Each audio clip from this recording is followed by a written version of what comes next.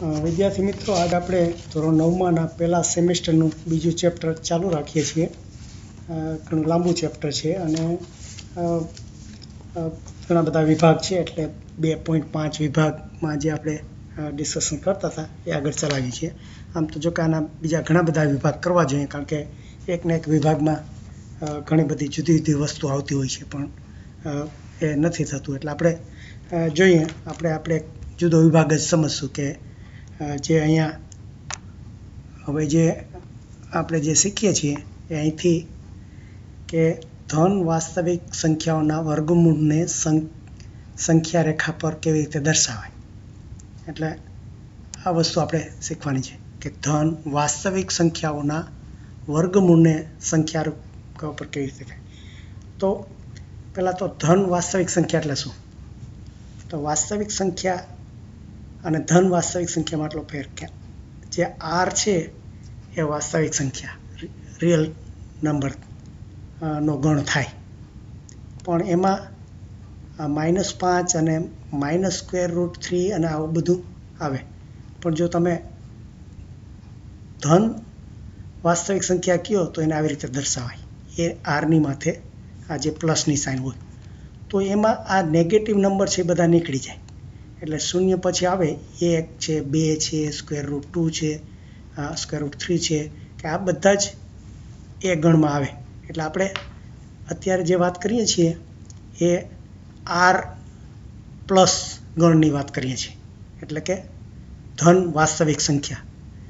હવે ધન વાસ્તવિક સંખ્યાની વાત કરીએ છીએ, પણ સાથે સાથે એના વર્ગમૂળને સંખ્યા રેખા પણ કેવી રીતે દર્શાવાય. એટલે કે આ જે છે આનું પાછું આપણે વર્ગમૂળ લઈએ તો એને આપણે અત્યાર સુધી જે બધી સંખ્યા રેખા ઉપર દર્શાવતા હતા કે ભાઈ આપણે 1, 2, 3, 4 આ જે પૂર્ણાંક સંખ્યાઓને સંખ્યા રેખા ઉપર દર્શાવી હતી, પણ કીધું કે આ વાસ્તવિક સંખ્યાઓ પણ સંખ્યા રેખા ઉપર સમાઈ જવી જોઈએ. એટલે તો અહીંયા આપણે હવે એક જો કે શીખી ગયેલા, એની પહેલાં આપણે શીખાતા કે આ વર્ગમૂળને કેવી રીતે સંખ્યા રેખા ઉપર દર્શાવવા, એને હવે અહીંયા આગળ વધારીએ છીએ કે આપણે પહેલાં શીખાતા કે આ સંખ્યા રેખા ઉપર અહીંયા 0 હોય અને આપણે √2 હોય, તો આ 2 છે એની જગ્યાએ આપણે એટલે પહેલાં તો એ જોઈ જઈએ કેવી રીતે આપણે કરેલું કે √2 ને આ સંખ્યા રેખા ઉપર દર્શાવવું હોય તો કેવી રીતે દર્શાવાય. તો કે આ 1 યુનિટ અહીંયા લેવાનું, જ્યાં દર્શાવી, અને એનાથી લંબ બીજો દોરવાનો 1 સેન્ટીમીટરનો, અને એ બંનેને જો જોડીએ તો એની લંબાઈ √2 થાય. એટલે અને પછી આપણે જો આને આવી રીતે અહીંથી કાટખૂણો પેલું ચાપ લઈને આવી રીતે ચાપ મારી દઈએ તો આ જે અંતર આવે આ 0થી માંડીને અહીં સુધીનું એ √2 થાય, કારણ કે આપણે ચાપ મારીએ એટલે જેટલી આ લંબાઈ છે એટલી જ આ લંબાઈ થાય. એટલે એવી રીતે આપણે √2 ને બતાવ્યું હતું. એવી જ રીતે આપણે √3 ને બતાવવું તો અહીંયા 0 છે, પછી આ √2 ને આપણે આવી રીતે કીધું કે આ થાય અહીંયા 1 સેન્ટીમીટર અને આ √2 થાય. હવે જો અહીંથી પાછું આપણે આ બીજો 1 સેન્ટીમીટરનો કાટખૂણે દોરીએ, 1 સેન્ટીમીટર કાંઠે, અને એને જો જોડીએ તો પાયથાગોરસના નિયમ પ્રમાણે પાછું કે ભાઈ આનો વર્ગ વત્તા આનો વર્ગ બરાબર આનો વર્ગ થાય. તો 1નો વર્ગ વત્તા √2 નો વર્ગ તો કેટલું થાય કે 1 વત્તા 2 વર્ગમૂળનો વર્ગ થાય એટલે 2 થઈ જાય, તો 3 થાય.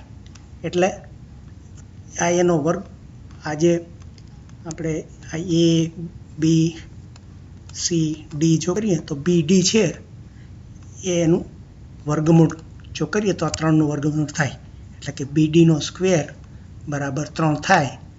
તો BD બરાબર √3 થાય. એટલે √3 જો આ થાય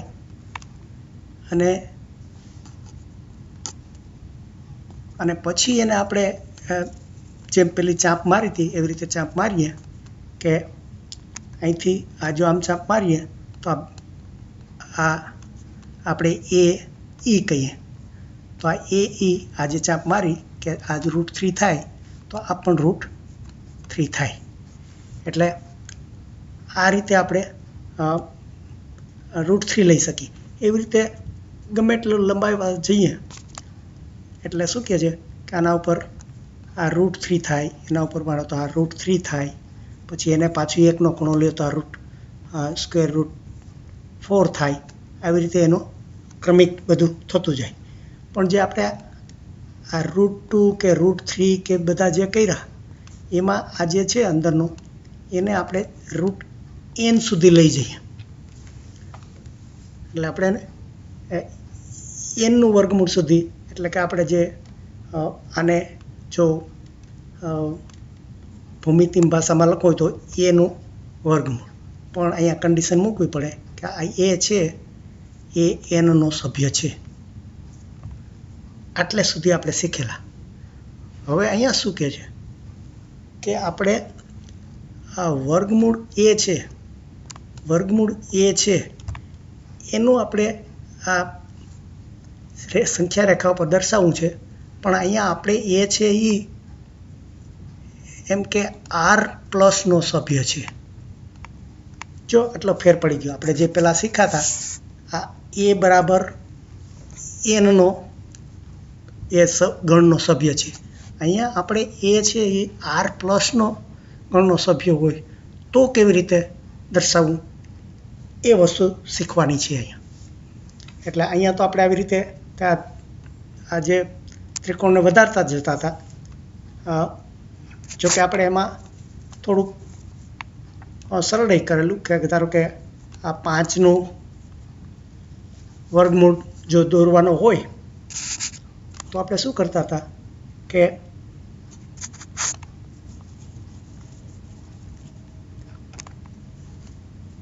આ 5નો વર્ગમૂળ દોરવાનો હોય તો એમાં ટૂંકો રસ્તો પણ લઈ શકાય.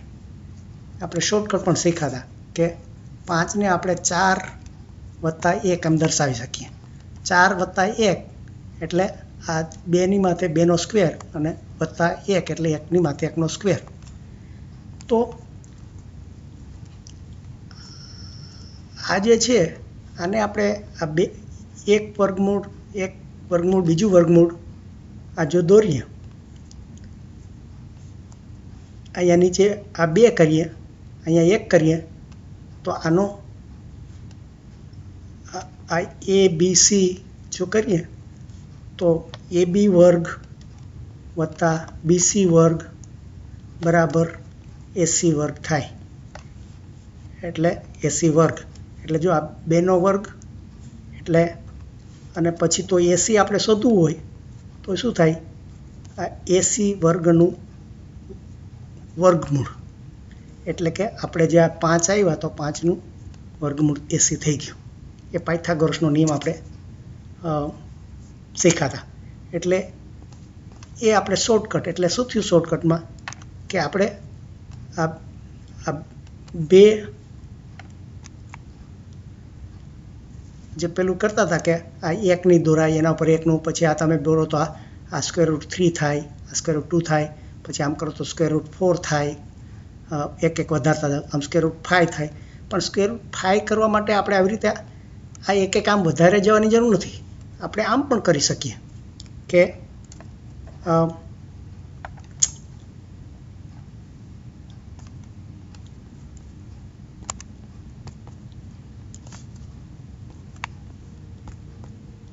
એટલે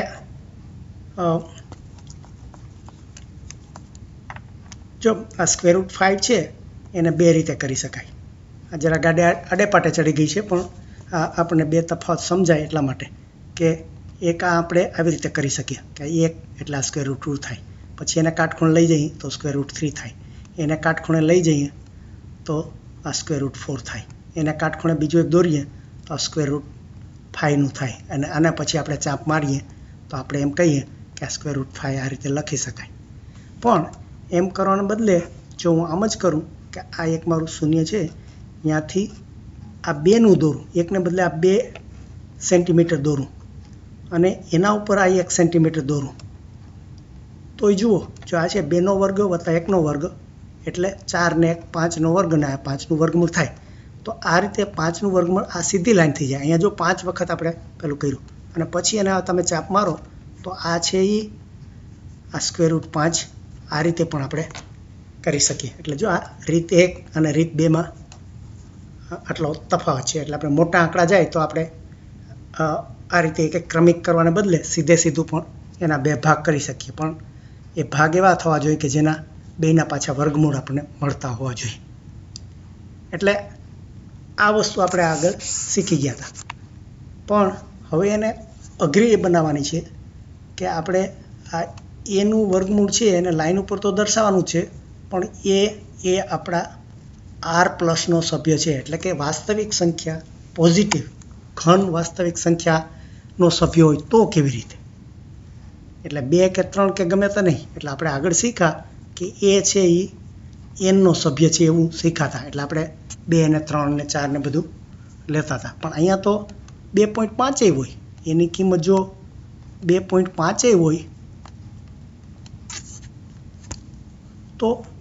તો કેવી રીતે એનો દોરવો. તો એને માટે આ જે નવી રીત છે એ થોડી સમજાવીએ આપણે.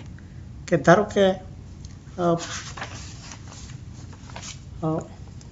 એના માટે શું કરે છે કે એક પહેલાં તો જાણે આપણે સંખ્યા રેખા દોરી લઈએ, સંખ્યા ઉપર બિંદુના નામ આપીએ. કે આપણે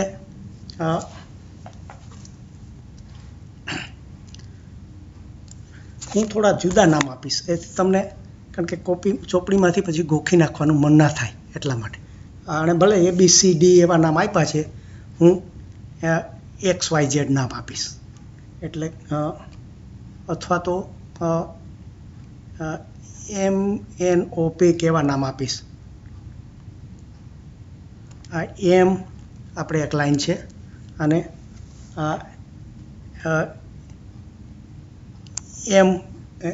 N બીજી છેડો છે, એવી રીતે કે લાઈન દોરી છે.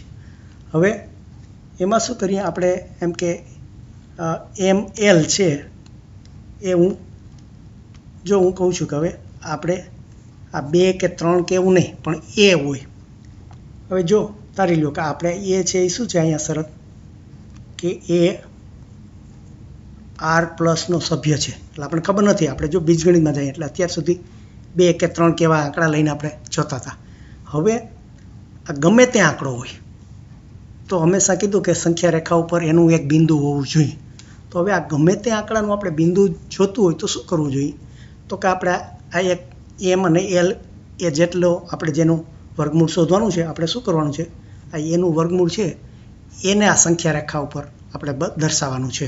જેમ પહેલાં √2નું √3નું જેવી રીતે શોધતા હતા એવી રીતે આપણે આ બિંદુ આ પોઈન્ટને આ લાઈન ઉપર જોવાનું. તો પહેલાં શું કરવાનું કે આપણે જે એની સંખ્યા હોય, એટલે અત્યારે ગમે તે સંખ્યા હોય એમ ધાર લઈ, તો પછી આપણે પહેલાંમાં જેમ કરતા હતા અહીંથી આ 1 સેન્ટીમીટરનું બીજું બિંદુ કરો અને LK હું કહું, આ LK જેટલું એક બિંદુ દોરું. પછી આ જે M અને K થયું, આ M અને K થયું એનું મધ્ય બિંદુ એક લઉં. એટલે ધારો કે અહીંયા મધ્ય બિંદુ લઉં તો એને P નામ આપું. આ P નામ આપી અને આના ઉપર વર્તુળ દોરું. એટલે વર્તુળ દોરું એટલે અવળી એક્ઝેક્ટ આ ત્રિજ્યા લઈ ને જો આમ વર્તુળ દોરું હું તો શું થાય, આ ત્રિજ્યામાં આ Pનો થોડું સરખું નથી થયું, પણ આવી રીતે જો અર્ધવર્તુળ એના પર દોરો તો આ જે MP થાય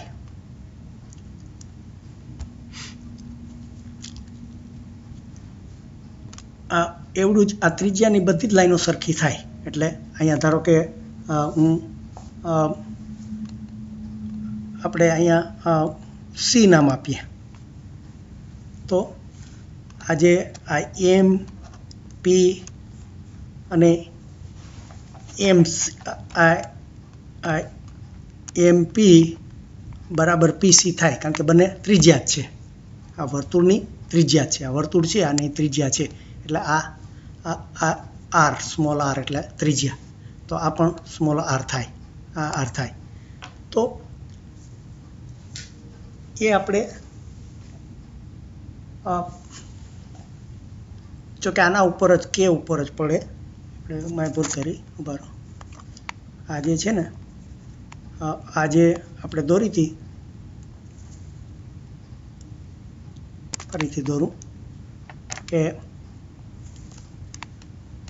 આના ઉપર આપણે M અને L આપણે એક ગમે તે લંબાઈ એ લંબાઈની લાઈન દોરી હતી. એના ઉપર આપણે 1 સેન્ટીમીટરનું આ કે એક બીજું બિંદુ લીધું અને આ MP લાઈન કહીએ, MN લાઈન કહીએ આપણે. તો એના ઉપર આપણે આ ML જેટલી એક લાઈન દોરી. એક ML લાઈનની લંબાઈ કેટલી છે? A centimetre. પછી LK દોરી આપણે કેટલી? 1 સેન્ટીમીટર. તો MK કેટલી થાય? MK બરાબર A+1 થાય, બરાબર. અને પછી એનું જો મધ્ય બિંદુ લઈ, આ MKનું એનું વચ્ચેનું સેન્ટર લઈએ, એને આપણે C કહીએ. તો આ અડધું થાય, આ MC અડધું થાય અને CK અડધું થાય. કોનું? MKનું. એટલે MC કેટલું થાય? A+1/2 અને CK કેટલું થાય? CK પણ 1/A+1/2 થાય. હવે જો અહીંયા મેજિક આવે હવે કે તમે આ Cની આ ઉપર આ વર્તુળ દોરો, તો આપણે આવી રીતે આ થયું. તો આ જે વર્તુળ થયું, હવે અહીંયા આપણે એનું આ એ લાઈન દોરી હતી ને, કે એની આપણે અહીં સુધી હતી, આ L સુધી. આ ML છે, આપણે કીધું કે ML છે એ A છે, બરોબર. એટલે અહીંથી આપણે જો એક કાટખૂણો દોરીએ,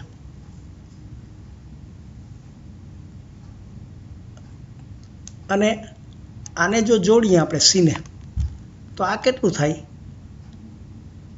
આપણે આ જે છે આ C,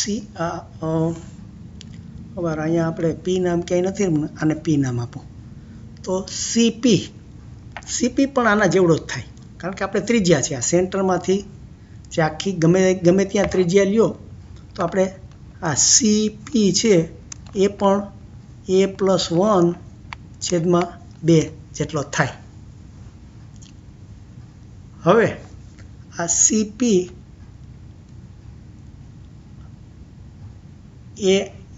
એના છેદમાં 2 થાય છે. તો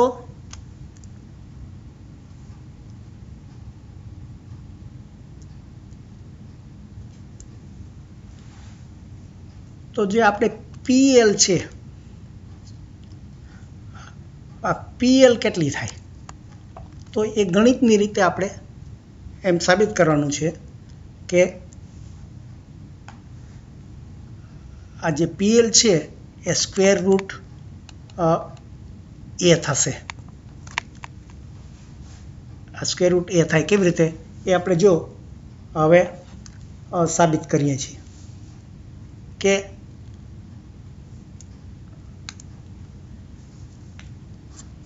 જો આપણે આ ચિત્રમાંથી બધું જોતા જાવ ધીરે ધીરે, કે આપણે આ CP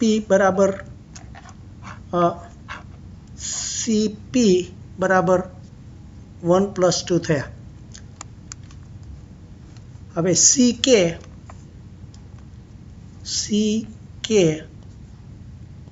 બરાબર પણ આપણે a+1/2 આ CK બરાબર છે. તો અને આપણને C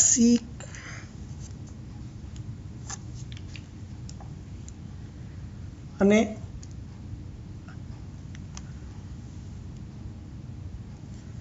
આપણે આ LK છે, LK આપણે એક દોરી હતી કે LK બરાબર 1 સેન્ટીમીટર દોરી હતી બરાબર. તો CK 1/2 તો CL કેટલું થાય? તો કે CK માઇનસ CLK જો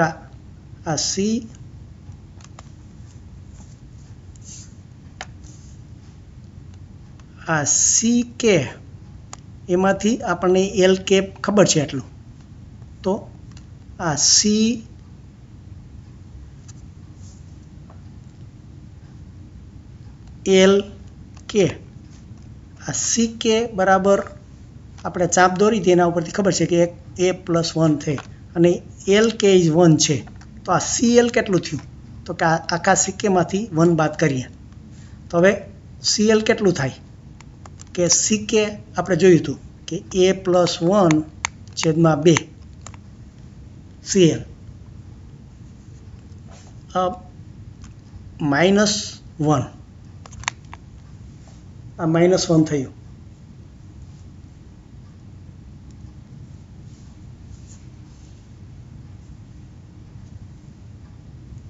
એટલે આને જો આપણે સાદુરૂપ આપીએ આપણે તો શું થાય કે આને 2 ગુણી નાખીએ તો a+1/2 તો આ a-1/2.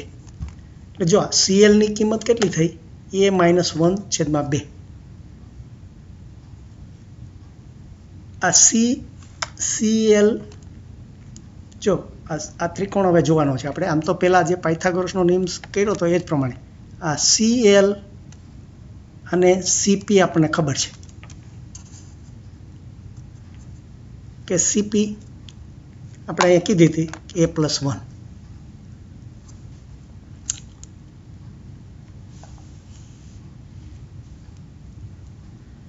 આ CP a+1 CL a-1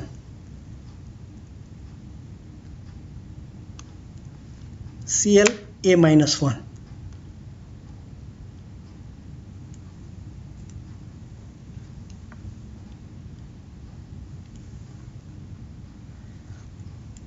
તો હવે આપણે પાયથાગોરસના નિયમ પ્રમાણે ખબર છે આપણને કે CP² જો આ ત્રિકોણ જોવો છે આપણે, આ ત્રિકોણ જોઈએ છીએ કે CP² બરાબર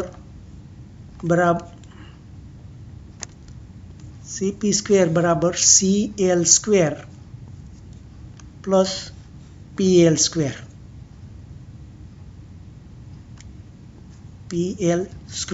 એટલે આપણે જો આપણે CP² ખબર છે, CL² ખબર છે, PL² ખબર નથી. તો અહીંયા આપણે જે બધા સમીકરણો શીખાતા ને એ હવે આપણને ઉપયોગી થશે કે જો આને ફરીથી જુઓ કે આ CP આપણને PL² ખબર નથી કે PL આ CL આપણને ખબર છે, CP ખબર છે અને PL આપણે શોધવાનું છે. પણ આપણને આ પાયથાગોરસના નિયમો પરથી ખબર છે કે CP² એટલે કે આ કર્ણ બરાબર આ CL² પ્લસ PL² એટલે બે બાજુ આ PL² આપણે શોધવાના છે. તો એને એક બાજુ લઈએ તો આ PL² બરાબર CP² માઇનસ CL² થાય. હવે CP² આપણે પહેલાં સાબિત કર્યું હતું કે આ સીપી સ્ક્વેર એટલે એ પ્લસ 1 ના છેદમાં 2 આપણે સીપી એ શોધ્યું હતું એનો સ્ક્વેર માઇનસ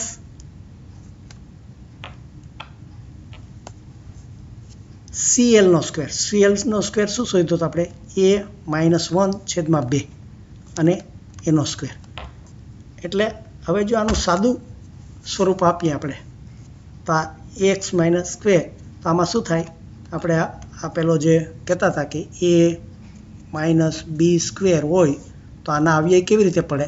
તો કે એ વત્તા બી ગુણ્યા એ ઓછા બી, આવા એના અવયવ પડે. તો આપણે આ એ સ્ક્વેર એટલે આ એની જગ્યાએ આ જે છે આપણે એ સ્ક્વેર છે આના જેવું જો પેટર્ન મળી ગઈ છે આપણને, આ એ સ્ક્વેર, અથવા તો હું બધા મિક્સ ના થઈ જાય એટલા માટે ચાલો આ x square minus y square એવું કરું તો એના અવયવ થાય એક્સ વત્તા વાય અને એક્સ માઇનસ વાય ગુણ્યા એક્સ માઇનસ વાય, આવું થાય. તો હવે એક્સની કિંમત કેટલી થાય? એક્સ બરાબર આપણે એ પ્લસ 1 છેદમાં 2 અને વાય બરાબર શું થાય? એ માઇનસ 1 છેદમાં 2. એટલે આવી રીતે કિંમત મૂકી દો તો આ જે એક્સ પ્લસ વાય અને એક્સ માઇનસ વાય થાય તો એક્સની કિંમત એ પ્લસ 1 છેદમાં 2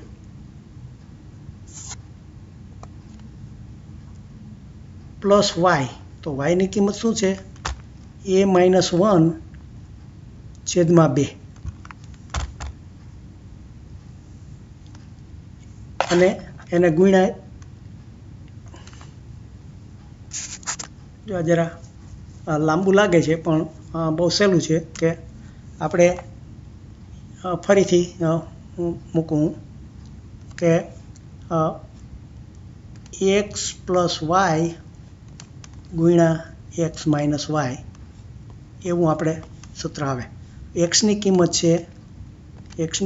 છે એ પ્લસ 1 છેદમાં 2 અને વાયની કિંમત છે એટલે આપણે એક વખત પ્લસ થાય, વાયની કિંમત છે એ માઇનસ 1 છેદમાં 2. એટલે આ એક ગુણાકાર થયો, એને ગુણ્યા એક્સ માઇનસ વાય તો એ પ્લસ 1 છેદમાં 2 અને આ માઇનસ વાયની કિંમત એ માઇનસ 1 છેદમાં 2. હવે આને આપણે જો સાદું રૂપ આપીએ તો જો એ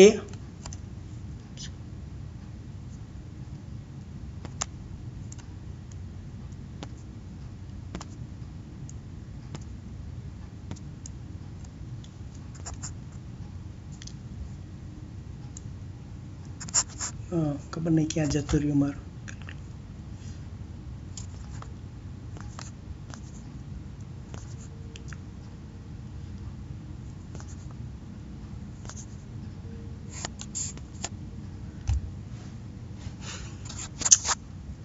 ઓકે, એટલે